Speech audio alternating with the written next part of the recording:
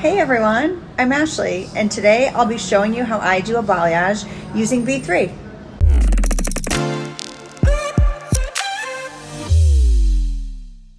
So this is my model Becky, and today we're gonna give her some good hair. So it looks like she had some sort of balayage done in September. So today what we're gonna do is we're gonna go in and give her a little bit of depth because she's looking a little bit one color-ish.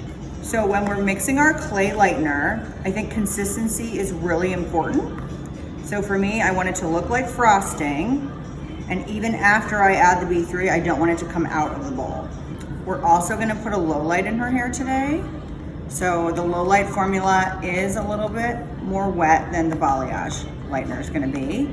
I've added B3 already to both of my formulas, which I really love how it gives it a softer, almost silkier consistency for application. So I think when you're sectioning hair for a balayage, it's super important to pay attention to where they part her hair. So if this is her natural part line, I wanna make sure that the sections that I'm taking follow the direction that the hair is gonna go. So if she has a haircut where she does, everything kind of flows backwards, I'm gonna be taking sections going this way, following the curvature of her head and her part line to optimize the color and to give it the most brightness around her face. So this is gonna be her front section where we want a lot of brightness and dimension. And I'm gonna do the same thing on the other side. So now we have two front sections and one back section. For her back section, I think it's really important to make sure that you create a veil of lightness. So we're gonna create a veil here of lightness, maybe even a little bit more than that. I think you should be able to see some of your hand through their hair. So if this is thin enough that you can see through it a little bit when it moves, that'll give the hair movement. So we're gonna focus on making this a little bit lighter, and so that'll be our veil of lightness, and then we're gonna create some depth underneath here with some higher points of darkness. Now for my darker formula, we've mixed an 8 and a 9 neutral together, which is pretty close to her 7-8 root. So it's gonna add a little bit of depth, but not be as dark as her natural. So we'll start underneath here and paint in some of that from roots to ends. So this is like her underneath section. So it's about this far down on her head, right around where her occipital starts to dip. So we're gonna I'm gonna make this a low light section. So we're gonna take some of our darker formula. And I think when you're doing a low light, it's very important to remember saturation. So in this instance, I am oversaturating, and I am gonna make sure that it's on the top and the bottom. This is a demi-permanent color that I'm using, so I don't have to worry about it lifting the natural level. We're just depositing a little bit of depth, because without the depth, her blonde won't pop. We really want to get that blonde popping. So we're oversaturating, especially where the blonde is. If you don't do that, you're going to get that spotty result, almost like looking like the low light didn't take. So although you're painting it on like a balayage, you have to oversaturate. You can even comb through it if you really want to make sure that it's saturated. So once it's really coated, no such thing as too much when it comes to product and you're doing this type of application. And her hair is very dense and fine, so that's the kind of hair that will hide dry spots on you. So I have to melt it up a little bit. And then I'm gonna put a piece of film. So we're gonna tease a little bit at her root just to diffuse any lines. Take our clay lightener and like keep it very taut. I like to start lower than I want it to go. And then again, when it comes to saturation, the more saturated you make it, the lighter it's gonna be. So I'm gonna really oversaturate her ends down here because that's where you want the most brightness. And then I'm gonna kind of feather it into the top. So what I mean by that is the bottom has lightener on both sides and it's very moist. So it's here, and then when you flip it underneath, you can see that there's lightener to there. Once it gets up to about where I stopped it, I like to melt with my fingers. So I'll take this and I'm kind of pushing it up the hair shaft in like a seeing motion. So I'll push it up like this, and it'll create a lot of softness up here. And you could make a valley, you could make a peak. So I'm gonna leave this lower down there because I think that kind of looks cool. So, and you'll notice that when I flip it over, I do it to check. You have some that goes through, but not a lot. So there are still some areas underneath that aren't saturated. That's okay, that's how you get the natural balayage painted look. If you were to saturate the other side, the top and the bottom, you're more susceptible to creating lines in the hair. I'm just gonna kind of freehand a little bit on the bottom here and melt into what she already has. When I do balayages, I like to alternate between balayaging and highlighting, or baby lighting. So I think it gives it the most dimension. So because she already has these higher pieces that look like they were foiled into her hair, adding a chunk of lightness on the bottom is gonna be really pretty.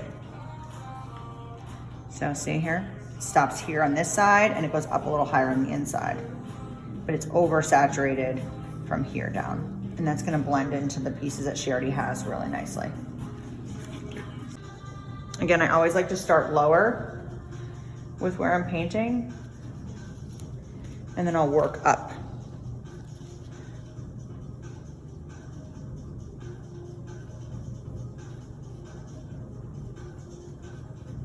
Some people like to paint against the grain, some people like to paint with the grain. It's a personal preference.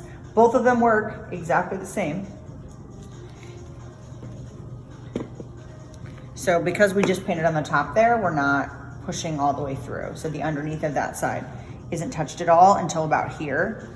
So right here is where we went into like full saturation area, which will give you the optimal brightness. We're gonna take just the middle piece of that. So this, and we're gonna darken that so that this lightness lays on top of that.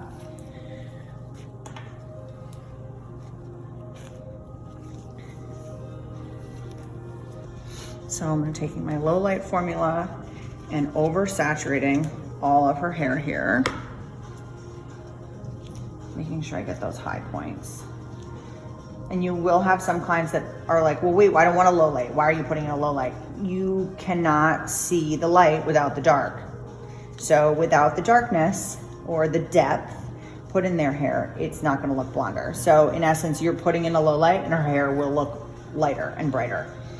See my blue glove through that.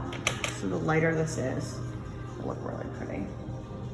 I'm actually gonna leave one piece of her hair out here because I really like how that's already light. I'm gonna split this, not down the center, but split it with her part line. So her part line's here.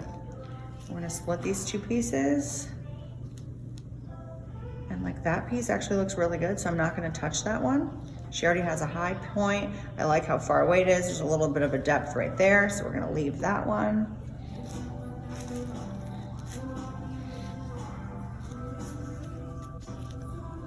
That one looks good. I just wish it was a little bit higher here and her ends were a little bit more solid. So we'll tweak that one a little bit.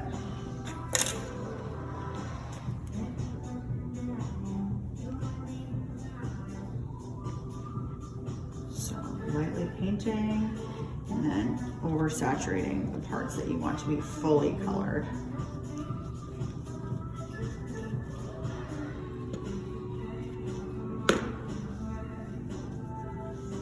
So we're just covering this.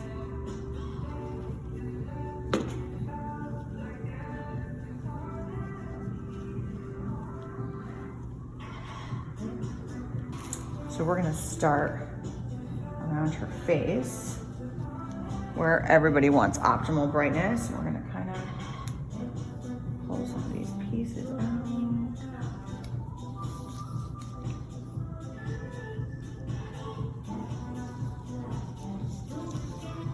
And pull this back.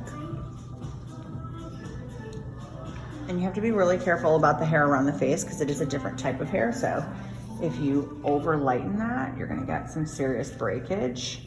Luckily, because I have B3 in my formula, I can put it in there and put the lightener on there and push it a little bit farther, but I really love this brightness in her hair. I just want this to be a little bit brighter. So we're gonna take a panel here, leaving out her lower pieces. And I'm gonna bring up a little bit here and then solid out her ends.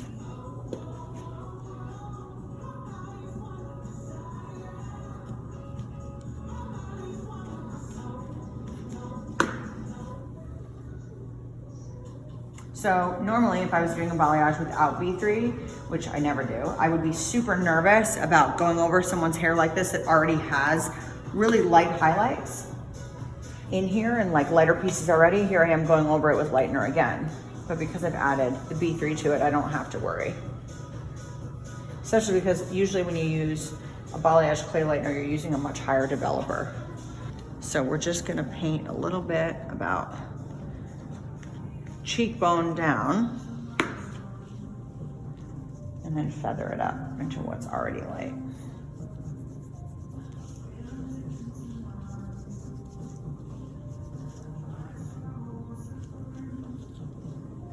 Oversaturating her ends, and I'm gonna put a piece of film between this and the low light, all either down, forward, or backwards, and take sections. I'm gonna take sections going this way, down her head, starting at the bottom. So I like to start similar to how you would cut an angle. So checking here, that's super bright. This could be a little bit brighter, so I think we're gonna put a piece right there and incubate her in foil.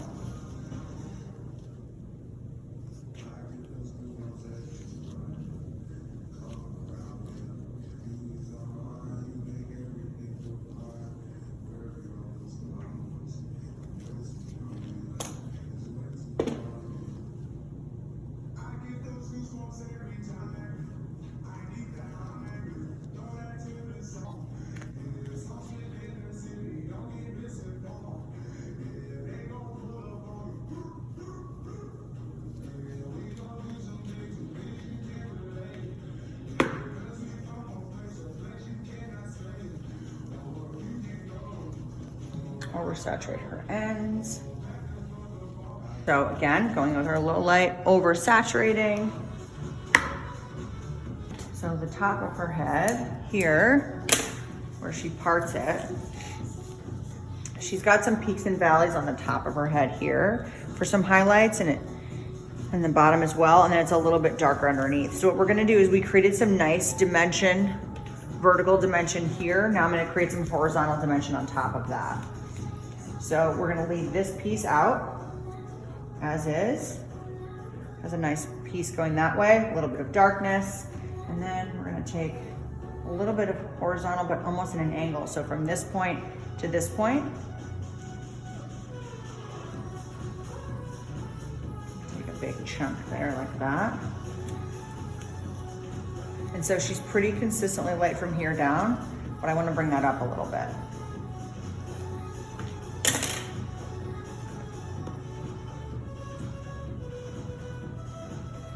I could just glob some on the middle, almost like I would a balayage board, where that way I know everything above it is getting feathered and everything below is getting saturated.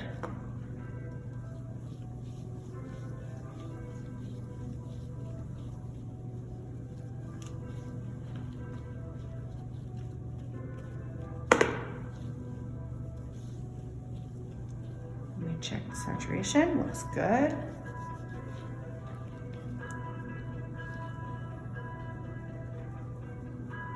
Feather some of this up. Nothing crazy, just enough to break that up a little bit. Even if it creates an in-between color, I'm okay with that. Because we're just gonna melt her down with a gloss afterwards. And we'll incubate it with film to protect the pieces getting lighter below it.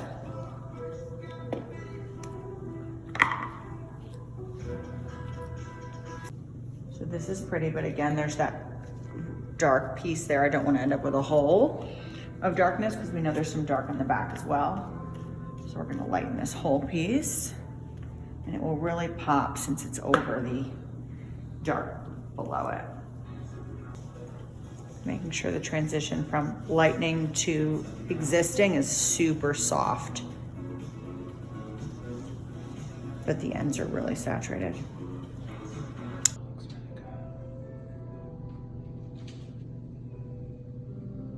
So before we curl it, here's her super shiny, healthy, blended balayage. Thanks to B3, we have all this beautiful shine.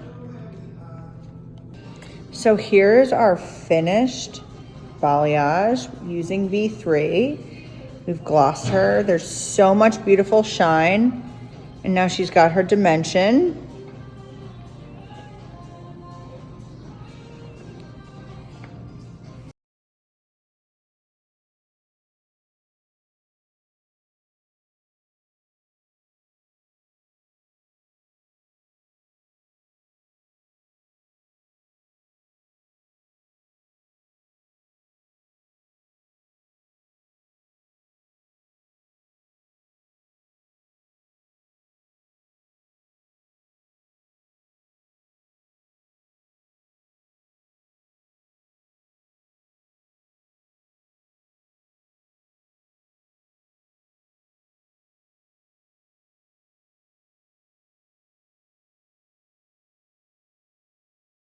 Thank you so much for watching how I utilize B3 in my balayage service today.